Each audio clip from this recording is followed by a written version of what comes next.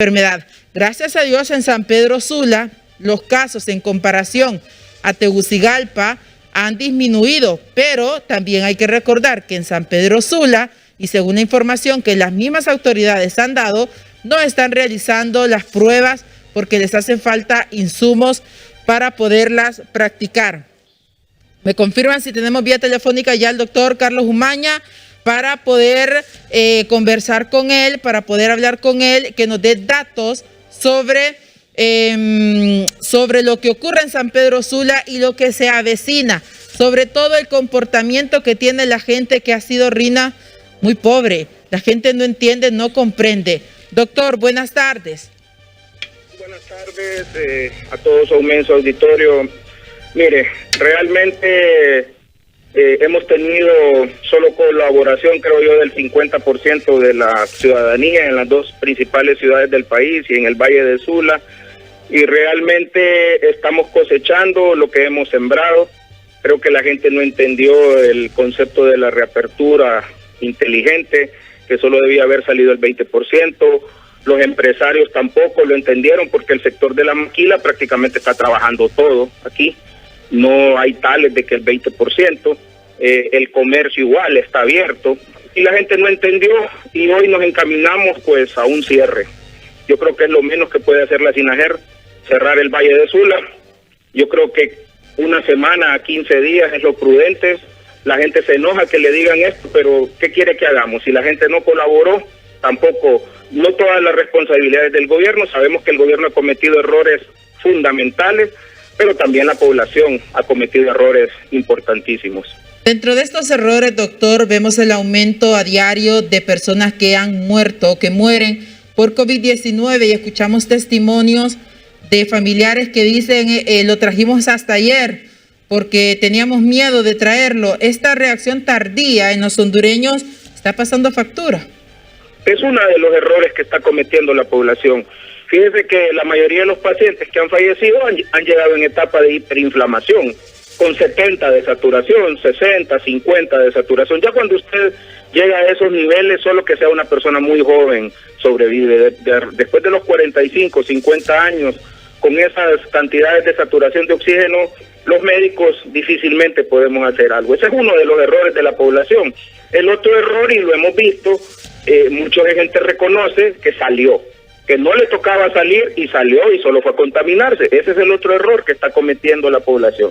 Sabemos los errores del gobierno, las estadísticas muy malas, no haber traído los hospitales móviles, reacciones tardías de la cuarentena, y en fin, podemos mencionar tantos y tantos errores del gobierno, pero el error de la población también, alguien tiene que decírselo. Yo pues, como les he dicho siempre, he tomado una actitud neutral.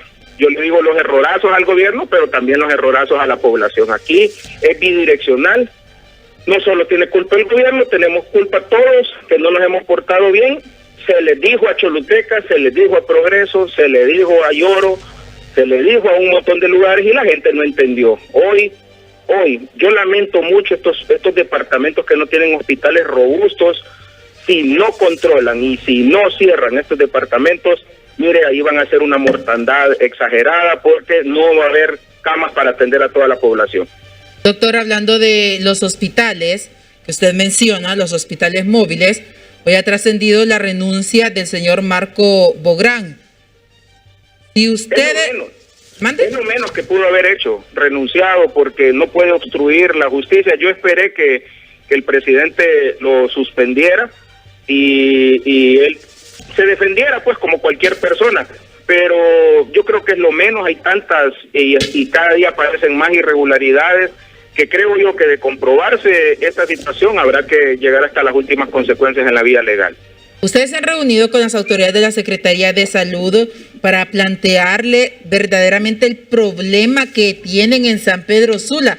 Mire, a diario vemos imágenes del Seguro Social de San Pedro Sula y la acumulación de gente para realizarse la prueba es enorme. O sea, ni siquiera se guarda el metro de distancia. Están pegados, amontonados.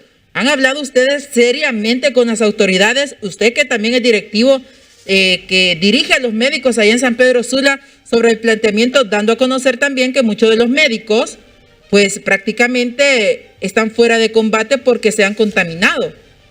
Mire, yo ni siquiera he recibido una invitación de la SINAJER para dialogar. A nosotros los médicos nos tienen completamente excluidos de esta situación. Como representante de la Asociación de Médicos del Instituto Hondureño de Seguridad Social, no he sido invitado en ningún momento.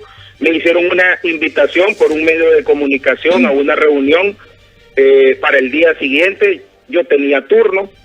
Yo creo que lo hizo más del diente al labio el doctor Cosenza, porque sabe que si yo voy a una de esas reuniones le voy a ir a decir sus 4 verdades y lo mal que están manejando en el Valle de Sula la pandemia. ¿Qué tipo de verdades?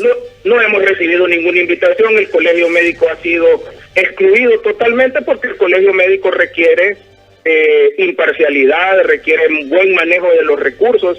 ¿Y cómo vamos a ir a participar de un circo? Ahí maquillan las estadísticas, ahí habían dicho que la curva estaba bajando en el Valle de Sula, lo cual era completamente falso, era que no hacían las pruebas para maquillar y para abrir la economía de una manera maquillada, y esto ha venido más bien a ser una crisis exponencial. Como Seguro Social hemos tratado de darle respuesta a las personas. Mañana vamos a inaugurar 70 camas más y la otra semana otras 80, pero no es suficiente porque la población no entiende. Y como aquí le dieron una falsa expectativa a la población, los médicos, yo le voy a decir algo, no vamos a cargar con la responsabilidad histórica de este berenjenal que tiene aquí la SINAJER. Nosotros nos vamos a dedicar a salvar vidas en la medida de nuestras posibilidades. Si no nos dan con qué trabajar, tampoco lo vamos a hacer, porque los médicos ya están cansados, y si no tienen equipo de bioseguridad de buena calidad, nuevos chorros que están dando ahí en la SINAJER, unas mascarillas que son totalmente fuera de cualquier punto de vista, compradas a un precio como que fueran mascarillas 3M, están dando unas imitaciones chinas ahí que no viene para nada, unas batas totalmente que no son las adecuadas. En fin, aquí hay que investigar qué fue lo que pasó con todo este dinero. Ya los médicos estamos cansados y no vamos a participar de ese circo. No vamos a cargar con la responsabilidad histórica de este berenjenal que tiene metido el gobierno del pueblo hondureño. Doctor Umaña, ¿en qué fase estamos? ¿En la 4, en la 5? ¿En qué fase estamos? ¿En qué nivel de la curva vamos? ¿Realmente cómo estamos los hondureños? Usted que es médico y que está al frente de la guerra contra este COVID-19.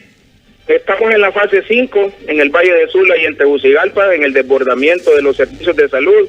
Y aunque a ustedes les vengan a decir los ministros y viceministros que todavía hay camas en el polideportivo, en el Infop o aquí en la municipalidad, eso no viene a ayudar en mayor cosa, porque los pacientes están viniendo moderadamente graves. En esos lugares no se pueden atender pacientes moderados graves, y ese es el gran problema, que no tenemos más camas para moderados graves. Podemos tener unas cuantas para leve, pero eso no nos va a ayudar a frenar los 30 muertos diarios que estamos teniendo, o más en el país, hasta 45 muertos diarios. Eso no nos lo va a frenar. Entonces estamos en fase 5, totalmente desbordados, y aquí la culpa también, vamos a decirle a la población que no se enoje si la SINAJER toma la decisión de cerrar el Valle de Sula, porque eso también la población es responsable por no haber hecho caso. La gente cada día vemos que, bueno, el aumento de casos es notorio, el aumento de personas que mueren es notorio, y el aumento en cuanto a la necesidad de equipo y de personal médico también es notorio. ¿Qué le dicen a usted los médicos, doctor, cuando ven estas situaciones, que hay muertos que están esperando ser bajados y que aún así las personas están ahí en camilla, los que están viendo, al ver toda esta situación? ¿Cuál es el actuar de los médicos? ¿Qué le dicen? ¿Cómo se sienten? Mire, el gremio médico en estos momentos tiene un grado de frustración. Y frustración porque a pesar de todo lo que se haga, vemos fallecer personas todos los días. Ese es un grado y un estrés total. Entramos frustrados y con temor cuando se nos dan equipo que no es el correcto. Por más que hemos pedido las certificaciones de la calidad del producto, no quieren enseñarlas, no quieren decir a qué proveedores se las compraron. Los proveedores aquí no tienen un lugar donde preguntar uno si es equipo de buena calidad, que le muestren las certificaciones. Entonces ya a veces en frustración se vuelve en enfado. Y cuando usted tiene un personal enojado, arrecho, como decimos los hondureños, no es buen consejero. Entonces esta situación realmente aquí lo que se ocupa un golpe de timón.